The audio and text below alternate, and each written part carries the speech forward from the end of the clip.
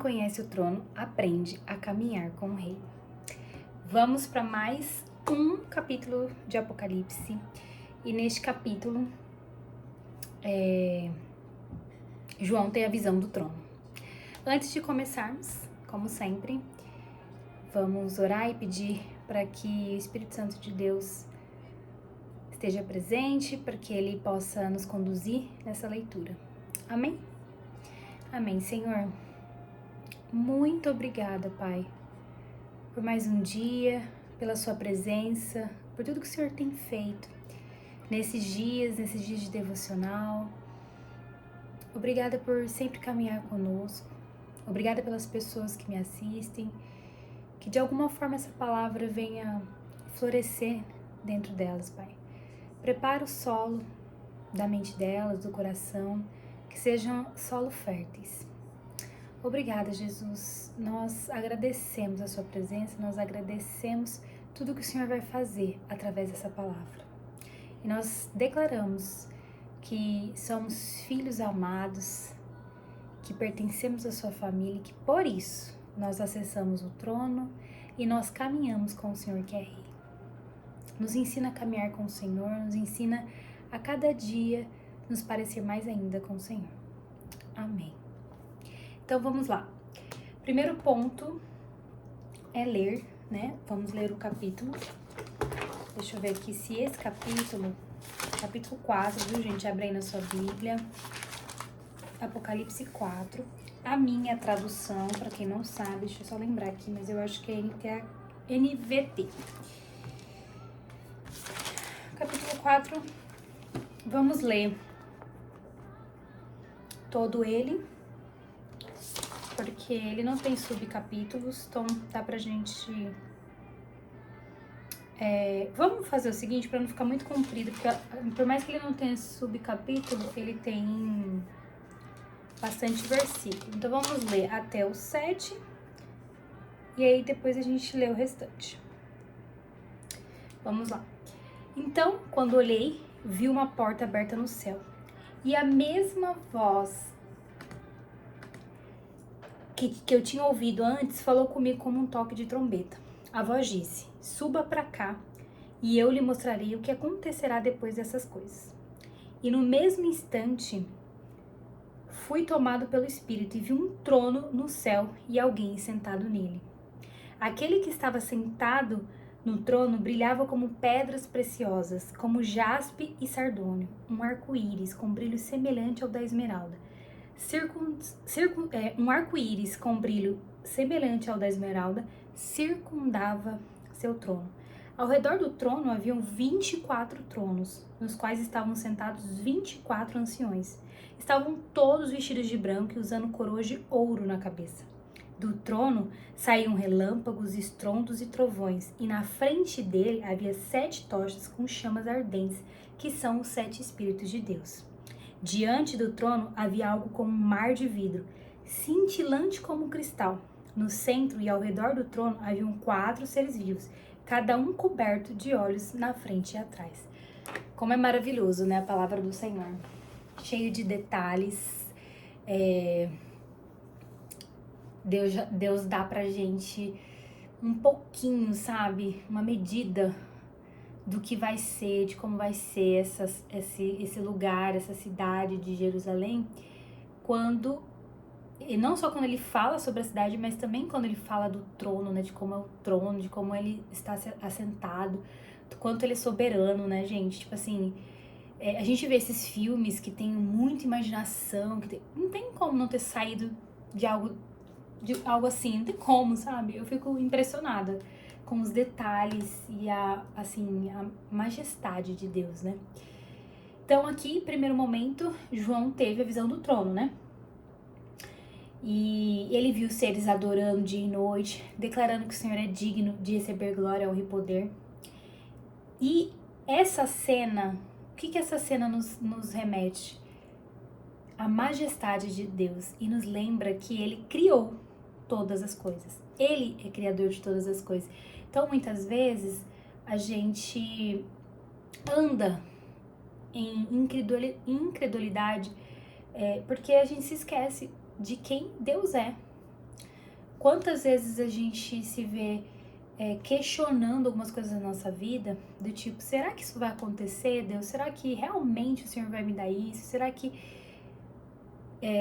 o Senhor vai fazer? Será que o Senhor pode fazer isso? Enfim, às vezes a gente fica questionando coisas que ainda não aconteceram na nossa vida, que a gente deseja muito que aconteça, mas a gente se esquece que a gente está nas mãos daquele que criou todas as coisas. Ele criou o mar, o céu e todas as coisas que a gente não seria capaz de criar.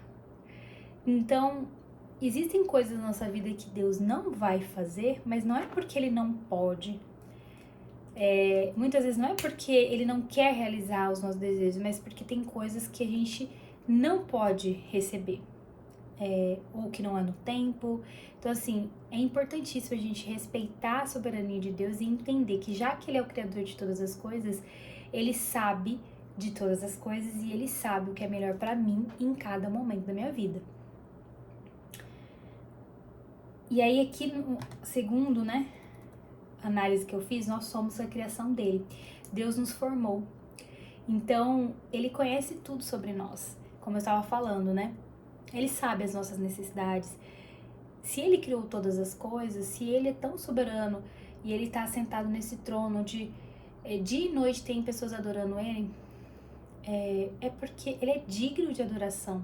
Porque Ele criou todas as coisas, Ele tem a chave, vamos dizer assim, Ele tem um código de tudo, Ele sabe o que nós precisamos, qual é a necessidade como um todo da humanidade, mas de cada pessoa de forma específica, porque nós somos únicos, Inclusive, Ele nos criou com digitais, ou seja, para mostrar que para Ele nós somos únicos. Não só para Ele, mas para as pessoas, para a gente ter noção de que existe um DNA único em nós, E isso é tão maravilhoso, porque se Ele sabe, mais uma vez, se Ele sabe de todas as coisas e Ele sabe de todas as nossas necessidades, não tem porquê a gente andar angustiado, não tem porquê a gente andar preocupado, pensando o que vai ser. Eu sei que isso acontece, porque nós somos seres humanos, os pensamentos às vezes vêm, as acusações vêm, então assim, a gente sempre tem que ser lembrado. Por isso que todas as vezes que a gente lê a palavra do Senhor, nós somos lembrados de quem Ele é, primeiramente, para que a gente possa se colocar no nosso lugar,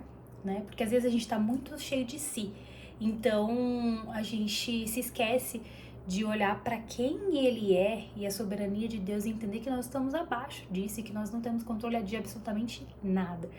Aquilo que a gente acha que a gente pode controlar, que são coisas pequenas da nossa vida, ainda assim a gente não tem, São só achismo, em relação por exemplo, às vezes a gente acha que a gente pode controlar os nossos filhos, às vezes a gente acha que a gente pode controlar o nosso tempo, às vezes a gente acha que a gente pode fazer um planejamento e executar exatamente como está no planejamento, mas a vida ela é cheia de circunstâncias, cheia de imprevistos e muitos desses imprevistos fogem do nosso controle. Então, a gente pode, fazer planos, a gente pode se precaver, a gente pode ter as nossas ações, mas isso não significa que nós temos controle, entende? Na verdade, a gente não tem controle nenhum. E por isso que é importante a gente confiar nele, que criou todas as coisas, Outro ponto é confiar e descansar. E eu até coloquei aqui que descansar não é ficar parado, é se mover com fé. A moeda do céu é a fé. Deus, Ele nos treina para que a gente dê passos de fé. Ainda que a gente não esteja vendo, ainda que a gente não esteja, como que eu posso dizer, não seja palpável para nós, seja visual, seja, como fala, na vida mesmo, como que eu posso dizer? Porque assim, tem coisas que a gente tá vendo na mente, mas tem coisas que a gente tá vendo no natural mesmo, tá acontecendo, Mesmo que a gente não veja no natural, que a gente possa ver no espiritual, ou seja, acreditar, ver na mente e dar passos de fé em relação a isso, sabe? Então, por exemplo, vou dar um exemplo aqui. Você está numa situação em que você não acha nenhum companheiro, nenhum namorado, ninguém para se relacionar para casamento, mas é o seu sonho. Quais são os passos de fé que você tem que dar? Um passo de fé, esses dias eu vi uma menina postando, na rede social, eu falei, nossa, que lindo. Antes mesmo de casar, o que ela começou a fazer? Ela começou a olhar o vestido que ela sonha em se casar, o lugar onde ela sonha se casar. Eu vejo outras mulheres fazendo listas de como ela quer aquele parceiro. Então, ela vai dando passos de fé, sabe? Ela sai e ela fala, ela declara, hoje eu vou encontrar a pessoa que Deus tem pra mim. Então, assim, ela vai usando a vida dela com passos de fé. Então, ela dá um passo e Deus dá o chão. Ela dá um passo e Deus dá o chão. Porque essa é a moeda do céu, a nossa fé. A forma como a gente recebe as coisas de Deus é muito dentro daquilo que a gente acredita. Então, a gente vive o que a gente acredita. Então, é muito forte quando a gente aprende a ter fé, né? Quando a gente aprende a andar com fé. Porque andar com fé é você ter certeza daquilo que você ainda não viu, né? E você só consegue aumentar a sua fé através da palavra de Deus. Então, o que a gente está fazendo aqui vai aumentar a nossa fé, porque nós estamos nos alimentando da palavra.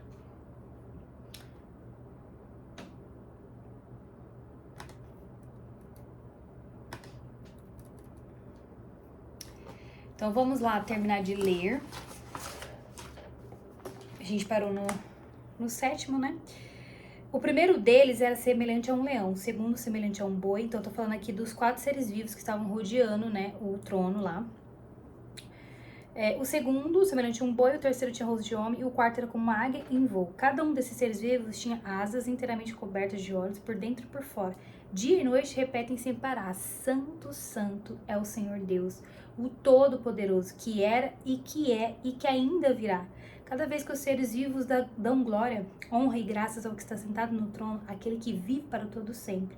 Os 24 anciões se prostram e adoram o que está sentado no trono, aquele que vive para todo sempre. Colocam suas coroas diante do trono e dizem: Tu és digno, Senhor, e nosso Deus, de receber glória, honra e poder. Pois criaste todas as coisas e elas existem, porque as criaste segundo a tua vontade. Um questionamento que eu fiz em relação a essa parte da palavra, eu fiz com Deus mesmo. E no primeiro momento eu me senti tão culpada de ter feito esse questionamento, mas depois Deus me tranquilizou, sabe? Porque eu fiz uma pergunta, mas por que eles têm a necessidade de ficar te adorando? Parece assim que é um pouco de egocentrismo, sabe assim? Tipo, um pouco de narcisismo da parte de Deus. E na mesma hora, o último versículo responde, né? A última frase, na verdade. Cadê aqui? Deixa eu ler de novo pra vocês. Versículo 11. Tu és digno, o Senhor e nosso Deus, de receber glória, honra e poder, pois criaste todas as coisas e elas existem porque as criaste segundo a tua vontade. Ou seja, ele é digno de receber toda a honra, toda a glória e todo o poder. Então, quando esses seres cantam Santo, Santo, Santo, poderoso, todo poderoso, e os 24 anciões se prostram também diante do Senhor, né?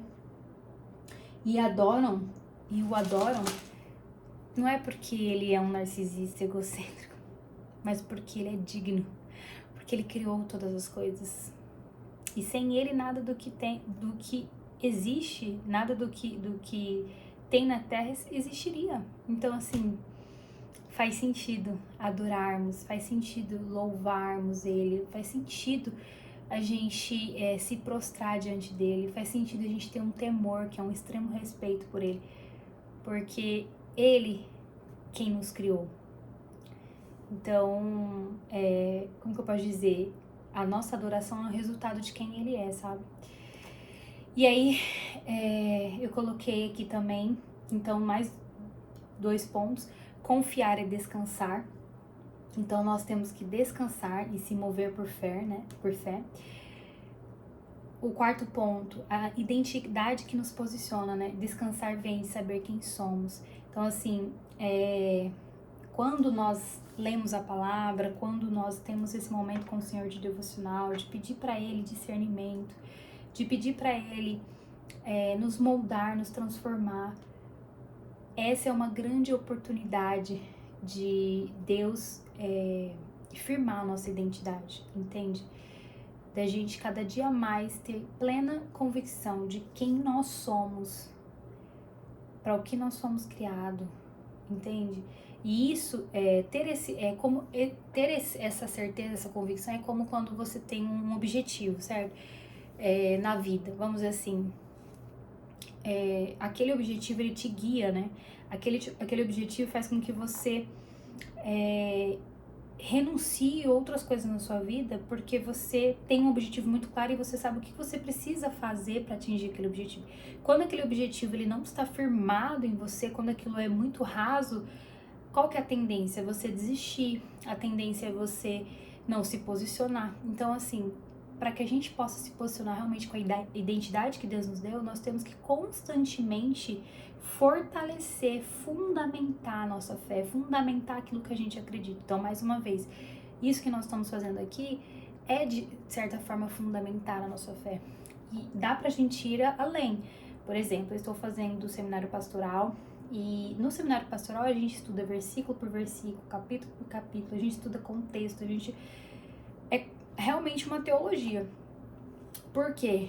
É a maneira da gente realmente criar uma base tão sólida da nossa fé, que se porventura acontecer alguma coisa, alguma situação externa, aquilo não abala a estrutura da nossa fé, porque tem uma base, entende? E todos os dias a gente vai assentando essa base cada vez mais, entendeu? Para que a nossa fé esteja firmada, né, na rocha que é Jesus Cristo. Então, é importante a gente fazer isso que a gente tá fazendo aqui agora. E também estudar, né? Além da gente fazer os devocionais e ter revelações da palavra, porque é isso. Eu tava vendo esses dias um vídeo do menino que apostatou da fé declaradamente. E ele fala que ele apostatou porque ele assistiu um seminário, ele participou do seminário da igreja dele e ali ele começou a questionar tudo da Bíblia, tudo, se a Bíblia realmente era inspirada por homens, ele começou a questionar tudo. Ou seja, a fé dele não estava firmada. Só que uma coisa que o pastor fala muito, e eu creio nisso, e aí eu acho que é isso, a gente vive o que a gente acredita, né?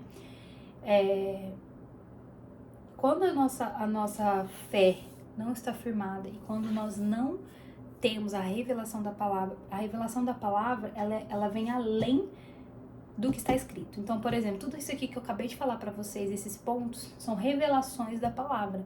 São coisas que Deus não está totalmente aqui na palavra, não está direto aqui na palavra, mas está intrínseco, sabe? Então, foi uma revelação, algo que o Espírito Santo nos dá. E ele, quando ele nos dá verdadeiramente, ele vai testificando. Tudo isso que ele nos revela, ele vai sempre testificando. Porque tudo que vem da parte de Deus é confirmado. Porque Deus quer que realmente a gente fundamente e a gente se firme. Então, você não tem que sair aí acreditando em tudo que as pessoas falam para você.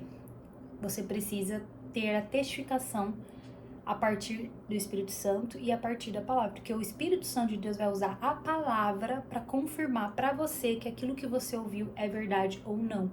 Só que tem pessoas que vão ler a Bíblia sem o Espírito Santo, ou seja, sem a revelação. Então, ele nunca acreditou. A verdade é essa, ele nunca acreditou no sangue, ele nunca teve acesso ao Consolador, que é o Espírito Santo. Porque quem tem acesso ao Espírito Santo e lê a palavra, ele é convencido, nem que seja um versículo por versículo. Todos os dias ele é de novo convencido. Porque, mais uma vez, quem convence é o Espírito Santo. Eu posso aqui falar milhões de coisas pra você, mas se você não tiver acesso ao Espírito Santo de Deus, você não vai ser convencido. E só o Espírito Santo de Deus pode ir até você e te convencer disso. E para isso, você primeiro precisa dar um passo de fé. Nós não alcançamos a salvação e, por consequência, a vida eterna e, por consequência, o acesso ao Espírito Santo de Deus, né? Ter o Espírito Santo de Deus habitando em nós, se não for pela crença, se não for pela fé. Então, o primeiro passo que nós damos para alcançar essas coisas é a fé, é crer. Nós não acessamos essas coisas pelo nosso comportamento, pra gente ser bonzinho, bonitinho. Não, nós alcançamos pela fé. É a fé que faz a gente alcançar a salvação, a vida eterna, o reino, né? E aí, qual que é a conclusão que eu tenho, né? Mais uma vez, a adoração verdadeira nasce da revelação de quem Deus é. E quem contempla o trono vive com os olhos fixos no rei. Então, assim, quando nós acessamos, né, o trono de Deus, que é um lugar onde ele está, em que sentido, né? Porque, assim, são poucas as pessoas que vão acessar o trono de um rei. A gente sabe disso, né? Tem que ter autorização, tem que ter um motivo. E nós acessamos o trono de Deus através de Cristo Jesus. Então, quando nós estamos com os olhos fixos em Jesus, nós acessamos constantemente o trono. E acessar o trono é um lugar de intimidade, é um lugar de você falar, o rei te ouvir e o rei te falar. É um lugar de relacionamento. E neste lugar você vai ter revelação. Neste lugar Deus vai falar com você e o que ele vai falar para você vai além da palavra. Por isso se chama revelação, que daí é a palavra viva e não morta. Por que muitas pessoas que vão ler a Bíblia, elas saem mais incrédulas, ou elas saem mais amarguradas ou mais culpadas do que quando ela começou a ler a palavra? Porque sem revelação, sem o Espírito Santo de Deus, a palavra ela é morta. Ela é como um livro qualquer. Então você precisa ler com essa busca, com a busca de que Deus fale com você. Então, assim, uma dica que eu dou antes de ler qualquer parte da Bíblia, peça para que Deus, porque se você está abrindo a Bíblia por curiosidade, mas você sabe que a Bíblia ela tem o objetivo de falar da parte de Deus, então tem alguém que tem o domínio sobre essa palavra, que é Deus. Então, entre no seu secreto, entre para ler a palavra, mesmo que por curiosidade, com essa crença, mesmo que, vamos dizer assim, que não seja totalmente firmada essa crença, mas entrando num lugar de, olha, eu ainda não acredito totalmente no Senhor, eu não sei se eu acredito ou não, mas você pode falar comigo? Deus, você pode falar comigo? Você peça, porque Deus, ele não é um Deus de nos invadir, sabe? Ele nos cerca, né? Óbvio. Ele vai nos cercando, ele vai colocando situações na nossa vida para ele nos alcançar. Mas Deus, ele não vem enfiando o pé, ele bate na porta. Então, quem abrir a porta, com ele ceará, né? Então, assim, busque o Senhor, busque respostas. Peça para que ele te dê discernimento. Seja sincero com o Senhor, porque ele vai te dar. E é isso, gente. Nós estamos caminhando para o 5º capítulo de Apocalipse e eu estou muito feliz de certa forma poder contribuir com o seu crescimento espiritual. Amém? Senhor, obrigada por mais essa revelação do seu amor, do seu cuidado, da sua soberania, de tudo que o Senhor fez e de quem você é. E mais ainda, Pai, de quem nós somos no Senhor. Obrigada por mais um dia firmar a nossa identidade, firmar o nosso propósito e nos mostrar que em você nós encontramos todas as respostas de tudo aquilo que a gente precisa para continuar nossa caminhada aqui na Terra, que nós sabemos que é passageira, que nós sabemos, né, nós estamos lendo esse livro de Apocalipse, nós sabemos que tem um fim, Pai. E que logo breve o Senhor estará conosco, face a face, e nós ansiamos isso, a sua volta. Nos mantenha vigilantes, sabe, Deus? Nos mantenha em alerta, com os olhos fixos no Senhor. Que a gente não se distraia com as coisas desse mundo, mas que a gente esteja plenamente focado nas coisas que o Senhor tem para nós, mas nas coisas que o Senhor tem para todos nós, né? Para a igreja, para aquilo que o Senhor vai fazer quando o Senhor voltar. E é isso. Amém. É isso, gente. Beijo.